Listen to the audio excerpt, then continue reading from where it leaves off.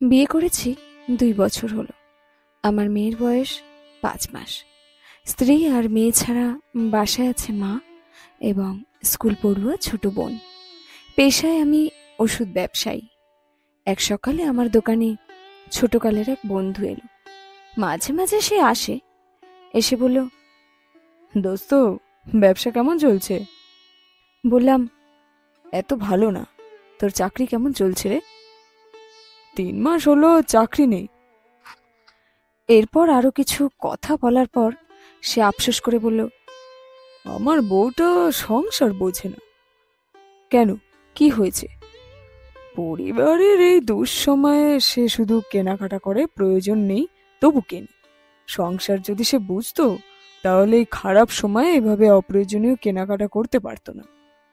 তারপর বলল, শুধু আমার বউ নয়, সব ঘরে একই অবস্থা। তুই লক্ষ্য করলে দেখবি তোর বউ অতিরিক্ত কেনাকাটা করে। মেয়েরা সংসার বোঝে না, তাই এভাবে খরচ করে। বন্ধুর কথাটা মনের মধ্যে গেঁথে গেল এবং কি আশ্চর্য, সেদিনই বন্ধুর কথার সত্যতা জানতে পারলাম। সেদিন বিকেলে দোকানের একটা কাজে বাসে করে এক জায়গায় যাচ্ছিলাম। বাস যখন একটা শপিং মলের পাশ দিয়ে যাচ্ছিল, তখন আচমকা চোখে পড়ল শপিং মলের সামনে দাঁড়িয়ে আছে আমার স্ত্রী। তার দুহাতে শপিং এর ব্যাগ, জামা কাপড় কিনছে বোঝা যাচ্ছে। তখন মনে পড়ল বন্ধুর কথা, আর সঙ্গে সঙ্গে মেজাজটা খারাপ হয়ে গেল। রাতে বাসায় ফিরে চড়া গলায় বউকে বললাম, তোমার চিন্তা ভাবনা কি সব পানিতে ভাসিয়ে দিয়েছো? তুমি জানো যে এখন আমার ব্যবসা খারাপ যাচ্ছে। খুব সতর্কভাবে চলতে হবে এখন আমাদের। তা না করে তুমি আছো কেনাকাটা নিয়ে, ফালতু খরচ করছো। জামা কাপড়ের অভাব আছে তোমার? বাচ্চার মা হয়েছো, এখনো সংসার বোঝো না? স্ত্রী কিছু বলার আগে মা রুমে ঢুকে ভারী কণ্ঠে আমাকে বললেন, তোর বউকে আমি পাঠিয়েছি। ওকে বলেছি আমার জন্য, তোর বোনের জন্য আর তার জন্য জামা কিনতে। টাকা আমি দিয়েছি। সে আমার জন্য, তোর বোনের জন্য জামা কিনেছে, কিন্তু নিজের জন্য কেনেনি। নিজের জন্য না কিনে সে টাকা দিয়ে তোর জন্য আর মেয়ের জন্য জামা কিনেছে। এরপর বললেন, তুই শেষ কবে আমাদের জন্য জামা কাপড় কিনেছিস মনে আছে? কথা কথায় বলিস ব্যবসা খারাপ যাচ্ছে, কিন্তু বন্ধুদের নিয়ে ঘোরাঘুরি তো ঠিকই চলে, তখন খরচ হয় না। এবার নিজেই বল, সংসার আসলে কে বোঝে, তুই না তোর বউ? আমি আর কিছু বললাম না। শোয়ার সময় নতুন শার্টটা হাতে নিয়ে স্ত্রীকে নিচু গলায় বললাম, সরি। 2 দিন পর বন্ধুটা দোকানে আবার এলো।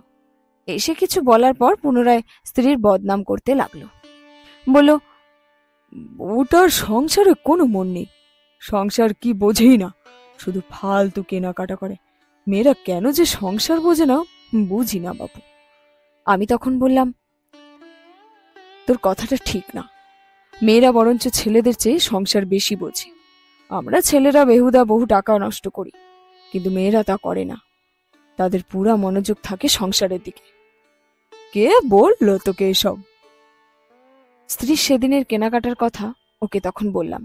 শুনে সে বলল, তুই তাহলে ভাগ্যবান, কিন্তু বেশিরভাগ মেয়েরা এমন হয় না, বুঝলি? বেশিরভাগ মেয়েরা সংসারে কিছুই বোঝে না, বোঝে শুধু নিজেরটা, যেমন আমার স্ত্রী।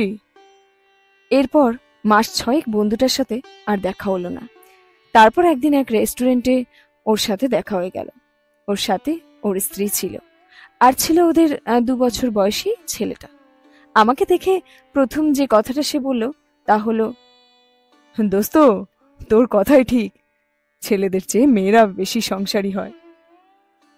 বললাম, হঠাৎ করে তোর এই পরিবর্তন কি করে হলো? আমি তো মরেই যেতাম, শুধুমাত্র আমার স্ত্রীর জন্য এখনো বেঁচে আছে। কি হয়েছিল? সেদিন তোর দোকান থেকে বেরোনোর সময় রাস্তায় অ্যাক্সিডেন্ট করে মারাত্মক আহত হই রে। ঘরে তখন ছিল টানাটানির অবস্থা। আমার উপার্জন নেই, চিকিৎসা যে করাবো সে টাকাও ছিল না। তখন আমার স্ত্রী কোত্থেকে বেশ কিছু টাকা নিয়ে এলো। বললাম, এত টাকা কোথায় পেয়েছ? কি উত্তর দিয়েছে শুনবি? কি বলল? জমিয়েছি। বিয়ের পর থেকে তিল তিল করে এই টাকা সে জমিয়েছে, ভাবা যায়? হ্যাঁ, সেই টাকা দিয়ে আমার চিকিৎসা হলো। তারপর বলল, সংসার যদি সে না বুঝতো তবে এভাবে টাকা জমাতে পারতো না। আর আমার জন্য সে টাকা খরচও করতে পারতো না।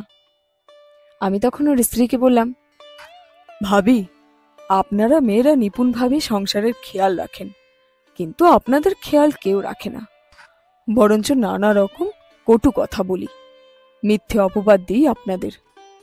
বন্ধুটি তখন বলল, ঠিক বলেছিস ভাই, আমি আমার স্ত্রীকে কতবার যে বলেছি সে সংসার বোঝে না, বোঝে শুধু নিজেরটা, অতিরিক্ত কেনাকাটা করে, আরো কত কটু কথা যে বলেছি যেগুলো মূলত সত্য নয়।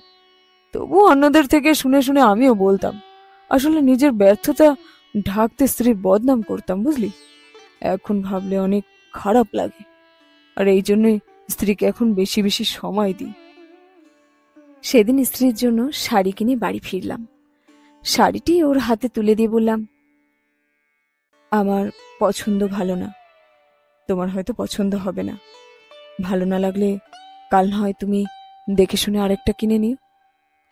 সে শাড়িটা হাতে নিয়ে বলল, ভীষণ সুন্দর হয়েছে। আমাকে খুশি করার জন্য বলছো, তাই না? হুম, একটুও না, দাঁড়াও, এখনই প্রমাণ করে দিচ্ছি তোমার কেনা শাড়িটা যে সুন্দর। এর খানিক পর সে শাড়িটা পরে আমার সামনে এলো এবং বলল, দেখেছ শাড়িটা কত সুন্দর। বললাম, শাড়িটা সুন্দর নয়, তুমি পরেছো বলেই শাড়িটাকে সুন্দর লাগছে। কথা শুনে সে লাজুক মিষ্টি হাসল, আর আমি মুগ্ধ হয়ে সে হাসির দিকে চেয়ে রইলাম। শেষ হলো গল্প কুয়াশার চাদর ভেঙে। কলমে রুদ্র আজাদ।